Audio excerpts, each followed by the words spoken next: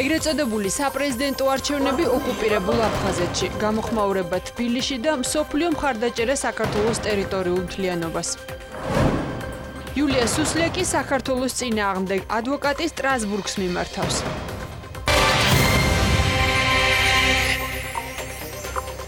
მოგესალმებით, თქვენ უყურებთ მოამბე 3 საათზე. ახალ ამბებს მე ლიზა ციკლაური გაგაცნობთ. ეგრეთ წოდებული საპრეზიდენტო არჩევნები ოკუპირებულ აფხაზეთში, არალეგიტიმური პროცესი, რომელსაც საერთაშორისო აღიარება ვერ ექნება.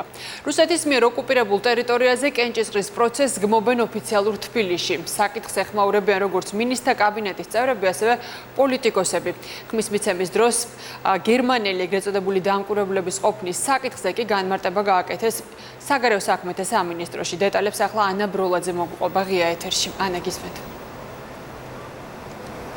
დღეს მოვისმინეთ არალეგიტიმური პროცესის შეფასება, რასაც ადგილი ჰქონდა აფხაზეთში ეგრეთ წოდებული საპრეზიდენტო არჩევნების სახით და ამ შეფასების ავტორები არიან ბუნებრივია საგარეო საქმეთა სამინისტრო, ასევე სულ ცოტა ხნის წინ კომენტარი გააკეთა სახელმწიფო მინისტრმა შერიგების საკითხებში, ასევე ამ ფაქტს გამოეხმაურნენ აფხაზეთის ავტონომიური მთავრობის წარმომადგენლები. დღეს ქეთევან ციხელაშვილი მაგალითად ამბობდა იმას, რომ ის პროცესი რაც ხდება ოკუპირებული აფხაზეთის ტერიტორიაზე ეგრეთ წოდებული საპრეზიდენტო არჩევნების იქნება ეს პირველი ტური თუ მეორე ტური არის იმდენად არალეგიტიმური პროცესი, რომ მას არ შეიძლება რაიმე სამართლებრივი შეფასება ჰქონდეს, თუნდაც მხოლოდ იმიტომ, რომ ამ ტერიტორიიდან მოსახლეობის უმეტესობა არის დევნილი და მას არ აქვს საშუალება გამოხატოს საკუთარი პოლიტიკური ნება.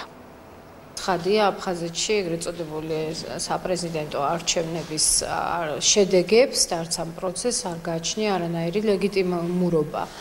ანუ აქ საუბარია, რომ არც პირველ ტურს, არც მეორე ტურს ცხადია, როგორც პროცესს ვერ ექნება ვერანაირი ლეგიტიმაცია და მე ვთქვი, რომ სხვა სამართლებრივ ასპექტებთან ერთად ის მსგავსი პროცესები ვერ გამოხატავს ხალხის ნებას, მკვიდრი მოსახლეობის ნებას, მაშინ როცა უმეტესობა იმყოფება დევნილობაში. როდესაც ეს ტერიტორია არის ოკუპირებული და მას მთლიანად რუსეთის შეერაღებული ძალები აკონტროლებენ, აი ამ ვითარებაში რა არჩევნებზე შეიძლება იყოს საუბარი. მე ვარ ერთ რამეში ღრმად დარწმუნებული, რომ აფხაზების მიერ არჩეული დე-ფაქტო მმართველი არასოდეს არ წავა რუსეთთან გაერთიანებაზე.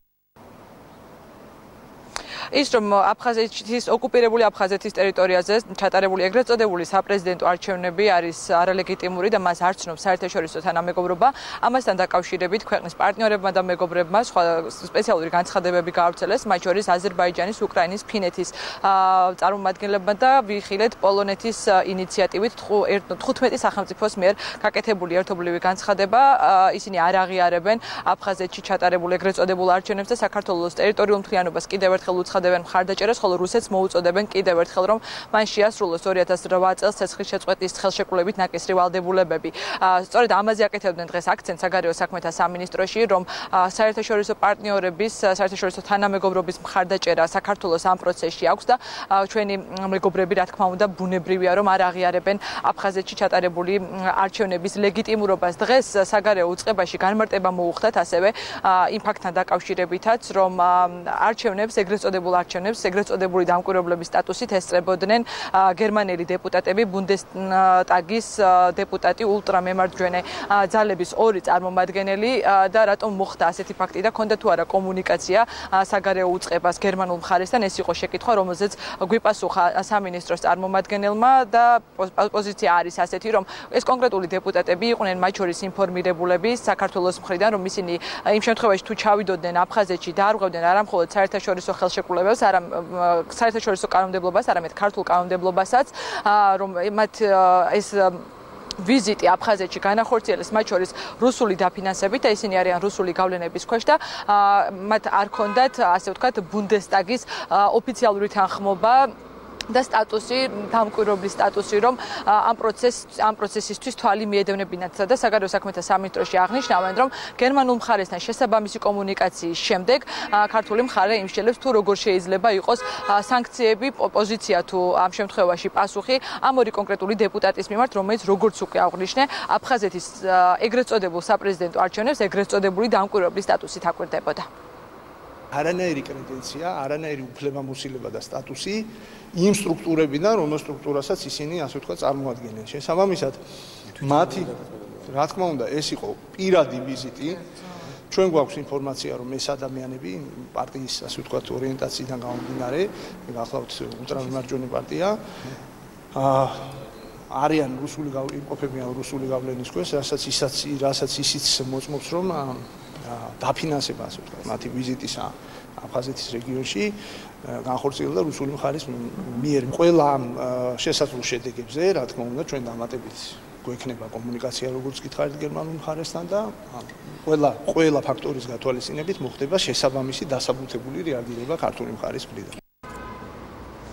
ბუნებრივია სახელისუფლებო გამოხმაურების გარდა დღეს ეგრეთ წოდებულ არჩევნებთან დაკავშირებით მოვისმინეთ მმართველი ძალის პოლიტიკური შეფასებას და ეს შეფასება არის ძალიან ცალსახა, რომ აფხაზეთში ჩატარებული ეგრეთ წოდებული არჩევნები არ შეიძლება რაიმე ტიპის ლეგიტიმური სამართლებრივი ძალის მქონე იყოს და ამ შემთხვევაში როგორც ქვეყნის პარტნიორების შეფასებაც, ისევე საქართველოს ხელისუფლების და პოლიტიკური წრეების შეფასებაც არის ის, რომ ეს არის უკანონო არჩევნები საქართველოს ოკუპირებულ ტერიტორიაზე.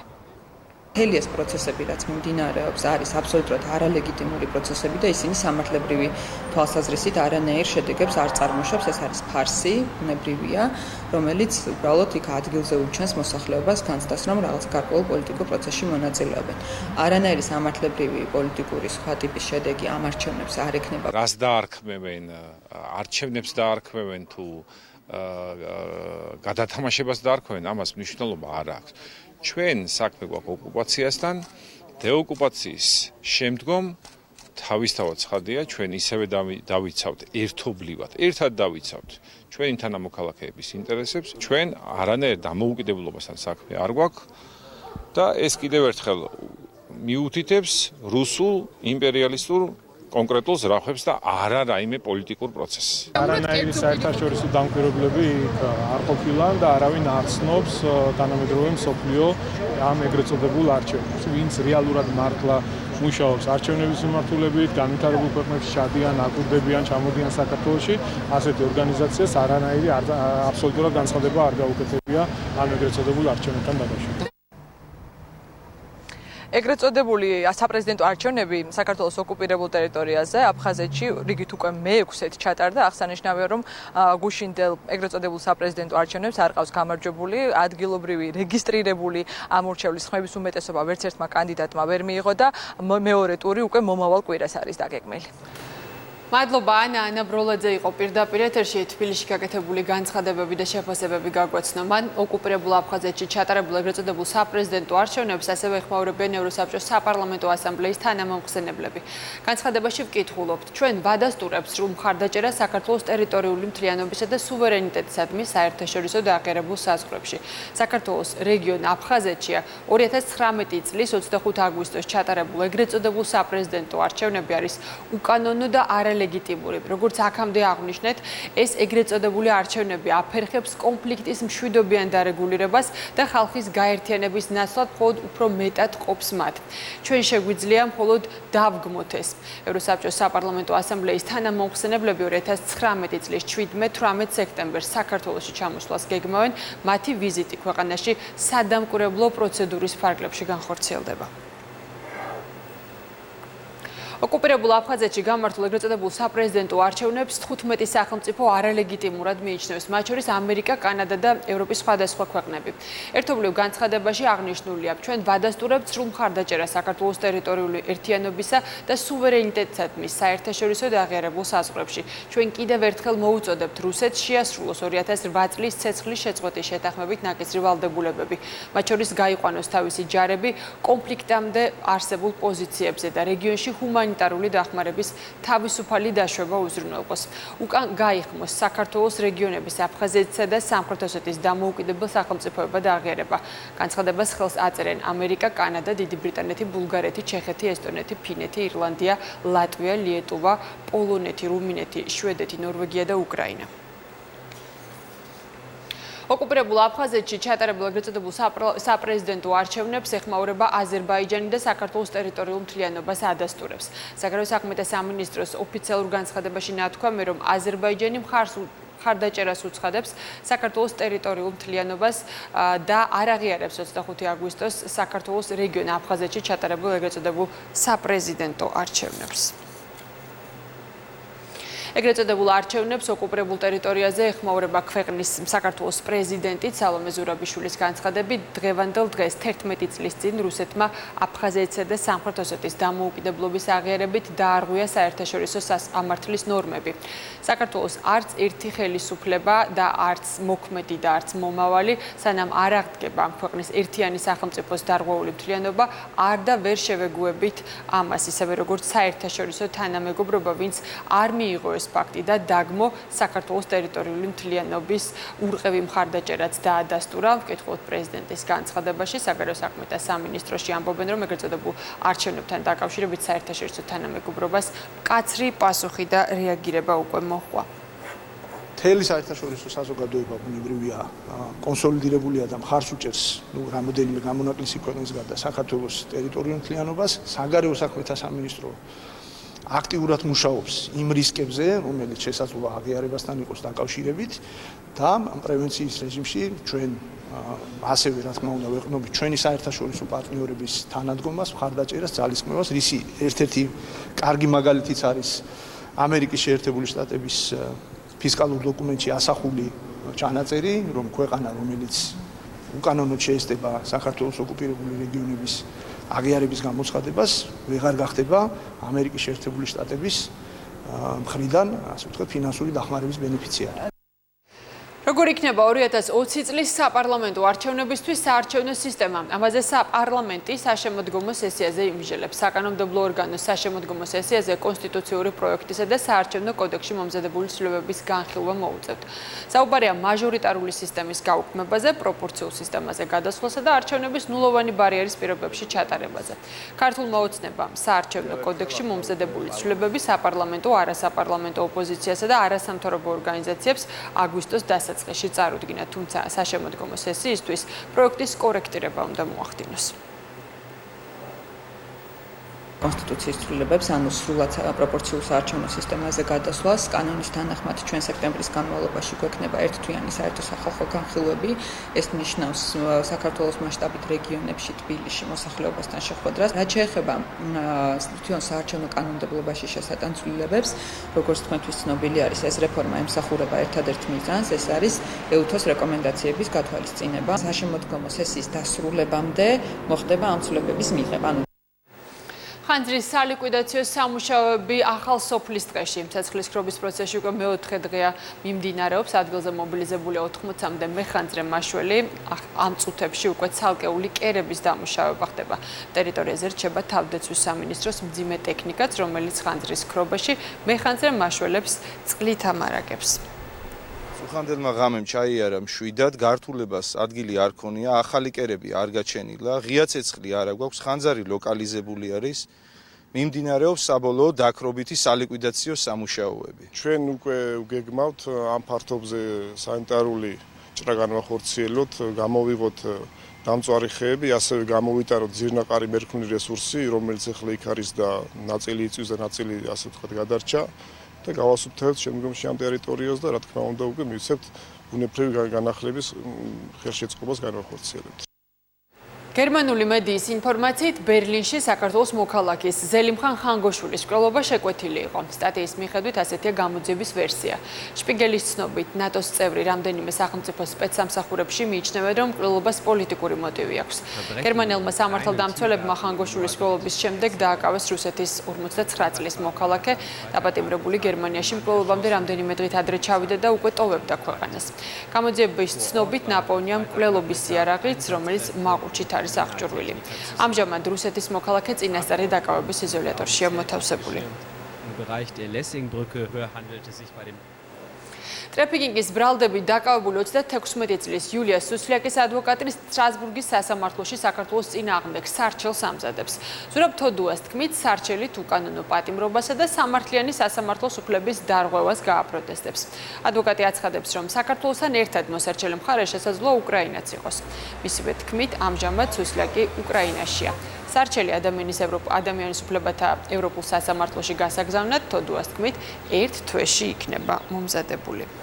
მზადების ეტაპზე არის საჩივარი საქართველოს წინააღმდეგ ადამიანის უფლებათა ევროპულ სასამართლოში ევროპული კონვენციის მე-5 მუხლის მე-3 პარაგრაფითა და მე-6 მუხლის პირველი პარაგრაფით დარღვევების შესახებ. ეს არის უკანონო პატიმრობაში მოთავსება სამართლიან სასამართლოს უფლების დარღვევა, სადაც მოპასუხეთ სავარაუდოდ საქართველოს სახელმწიფოსთან ერთად უკრაინის სახელმწიფოს უნდა იყოს ჩემი ვარაუდით ამ თემას ვამუშავებ ამ ეტაპზე.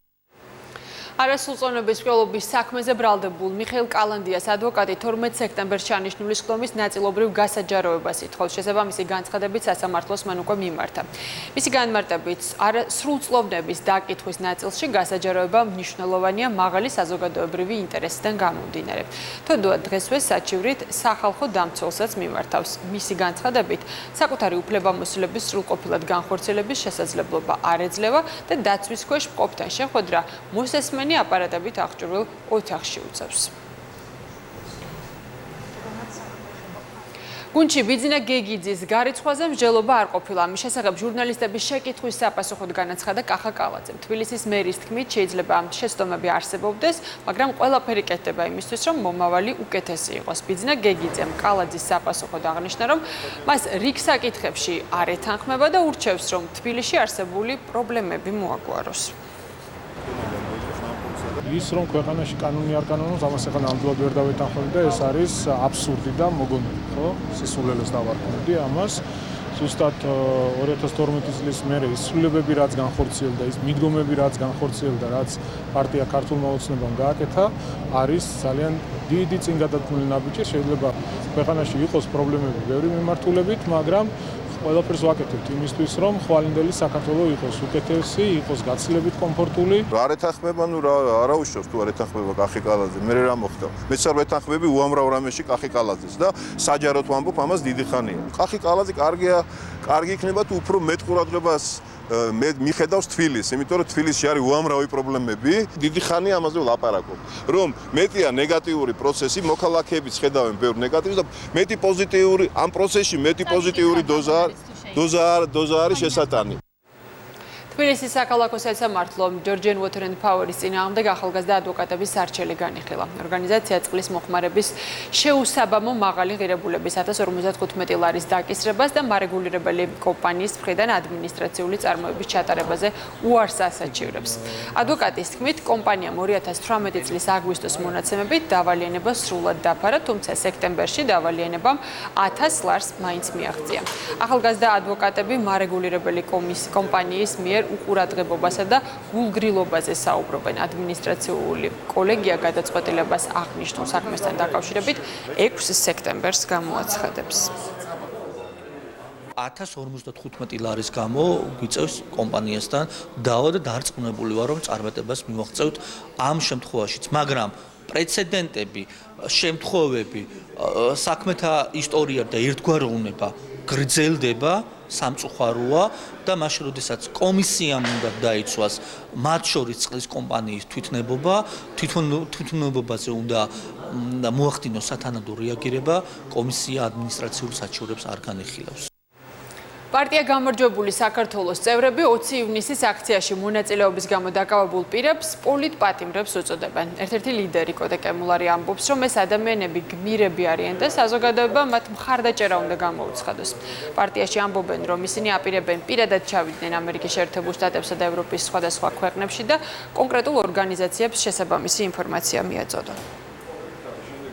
ეს ადამიანები რეპრესიის მსხვერპლი და პოლიტპატიმრები გავაცნოთ მთელ მსოფლიოს როგორც გმირები, ქართველი თანამედროვე გმირები და უშუალოდ მათ და გავიხსნათ ამ რეჟიმის კლანჭებისგან. ძალიან მძიმე იყო თითოეული ჩვენთაგანისთვის ჩვენი მოქალაქეების ჯანმრთელობის მძიმე დაზიანება.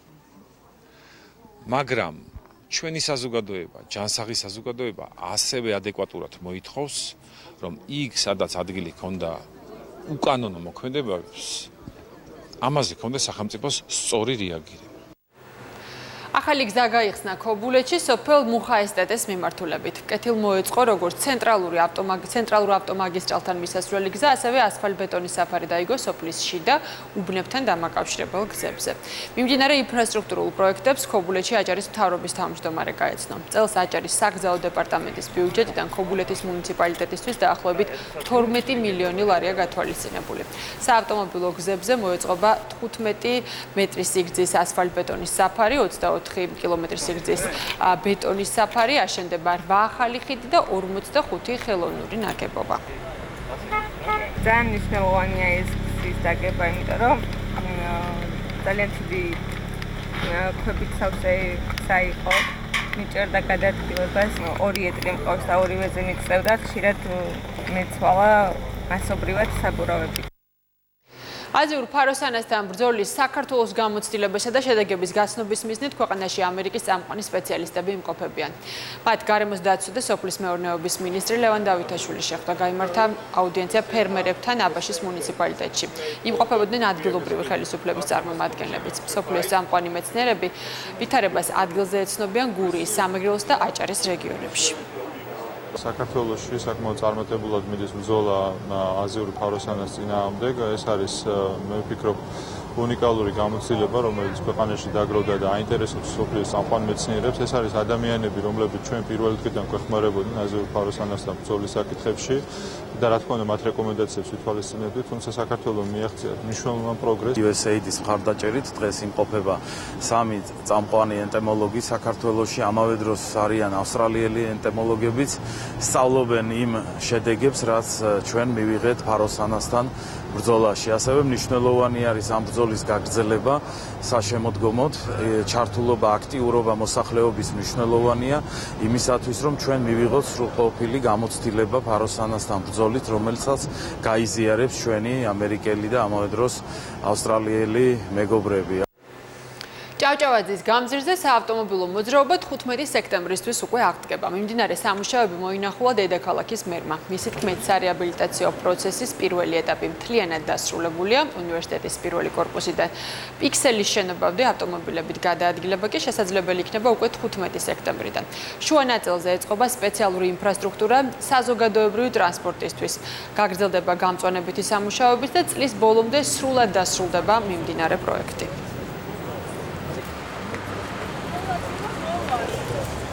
პირველი ეტაპი უკვე დამთავრებულია, მემხედველობაში მაქვს მიწისქვეშა კომუნიკაციები, მთლიანად მოწყობილი არის ახალი საკანალიზაციო ქსელი, ახალი წყლის მილები არის ჩადებული, სანიაღვრე ქსელი, ესე იგი პიქსელის შენობამდე ეს სამუშაოები მთლიანად ყველანაირი კომუნიკაციები, ყაზტრანსგაზ თავისი სამუშაოები დასრულებული აქვს, ანუ მთლიანად დამთავრებულია. ეხლა უკვე შემოსულია საგზაო კომპანია, რომელიც იწყებს გზის მოწესრიგებას 15 სექტემბრისთვის ვარაძისხევის ამოსასვლელიდან პირველი კორპუსიდან პიქსელის შენობამდე ქვედა ფენებში საგზაო ინფრასტრუქტურა უკვე იქნება მოწყობილი.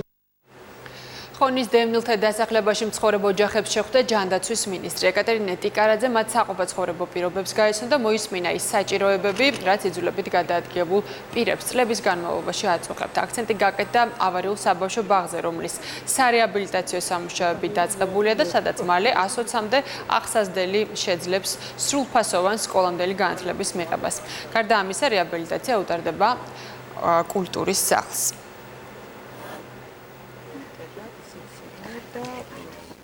გავეცანით ადგილზე არსებულ პრობლემატიკას. მოსახლეობის ძირითადი მოთხოვნა არის საბავშვო ბაღის და კულტურის სახლის მშენებლობა, რაც ახლო მომავალში დასრულდება. ასევე ადგილზე გავეცანით მცირე ინფრასტრუქტურულ საჭიროებებს. მოსახლეობას აეხსნა სამინისტროს პროექტების შესახებ და ახლო მომავალში მათთან ერთად შეუდგებით მათი პრობლემების გადაჭრას. მოვისმინეთ მათგან ის პრობლემები, რაც აწუხებთ ამ მიმართულებით. გალბატონმა მინისტრმაც ადგილზე მოусმინა მოსახლეობას, ჩავინიშნეთ ის პრობლემები, რაც დგას მათ წინაშე და უახლოეს მომავალში დაუბრუნდებით უკვე გადაჭრილი პრობლემებით. სკოლამდელი გარემოს დაცვითი განათლების სახელმძღვანელოს დანერგვა გრძელდება ქვეყნის მასშტაბით. განათლების ცენტრის თანამშრომლებმა ამჯერად ზუგდიდის მუნიციპალიტეტის სკოლამდელი აღზრდის დაწესებულების პედაგოგები და მეთოდისტები გადაამზადეს და მათ ასევე სასწავლო რესურსი გადასცეს. სახელმძღვანელო უკვე დაინერგა თბილისში, ასევე კახეთის, გურიის, მცხეთა-მთიანეთის, შიდა ქართლის, ქვემო ქართლის, სამცხე-ჯავახეთის და იმერეთის რეგიონებში. სახელმძღვანელო 2019 წლის ბოლომდე მთელი ქვეყნის მასშტაბით დაინერგება. რადი განვითარების და გარემოსდაცვის საკითხების ხელშეწყობის მიზნით გადავამზადეთ ზუგდიდის მუნიციპალიტეტის სკოლამდელი აღზრდის დაწესებულებები. აღსანიშნავია, რომ ძალიან დიდია დაინტერესება გარემოსდაცვის საკითხების მიმართ, სწორედ ამიტომ ჩვენ ვაგრძელებთ ტრენინგებს მთელი სამეგრელოს მასშტაბით. ძალიან მნიშვნელოვანი ინიციატივაა, ძალიან მნიშვნელოვანი პროცესია. ეს პროცესი შემდგომში სკოლაში, უკვე სასკოლო პროგრამებში რჩება და ეს მოგცემს ძალიან კარგ შედეგს, რაც აისახება ჩვენს ბუნებაზე და გარემოზე. მოამბე საათზე ამით დასრულებული აქვს. მადლობთ ყურადღებისთვის.